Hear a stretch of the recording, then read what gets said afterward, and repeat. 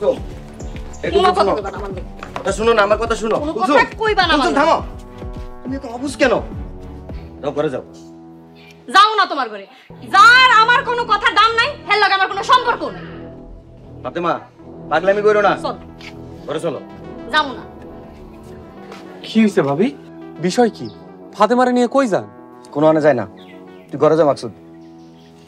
কাকা আম্মা আমারে নিয়ে নানা বাড়ি যাইতেছে, আর কোনোদিন এই বাড়ি আইবো না। হায় আল্লাহ, আপনি নিজের বাড়িঘর থুয়ে কই যাইবেন? কি হইছে ভাবি? ভাইজান বকছে?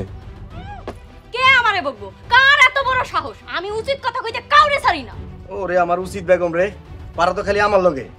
ভাইজান তুমি চুপ করো তো। ভাবি কি হইছে আমার এখন? আচ্ছা মাকসুদ, তুমি নিজের ইচ্ছায় বিয়ে করছো না?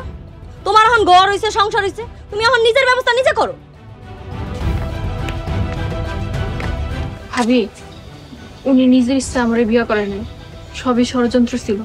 তুমি আর কোনো কথাই কইও না রঙিলা বিবি। তুমি যে কত ছল ছাতুরি করে ছলনার জালে ফাঁসাইয়া মাকসুদরে বিয়ে করছো, এটা আমরা ভালো করেই জানি। ভাবি আল্লাহর ওয়াস্তে চুপ করেন। কাউরে মিথ্যা অপবাদ দেয়া পাপ।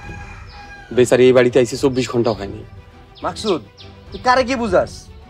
ও যদি নিজের ইচ্ছা যদি এই বাড়ি ছেড়ে চলে যেতে চায়, জাগা, দরকার আমি আবার বিয়ে করবো, কিন্তু পাই হয়ে তোর বাইরে আলাদা করতে পারবো না। করো তুমি বিয়া, থাকো তুমি তোমার ভাইরালে, আমি আমার মায়ের লয়ে বাড়ি। খবরদার, ফাতেমারে রেখে যাও। আমার মায়ের নিয়ে টানাটানি করবে না।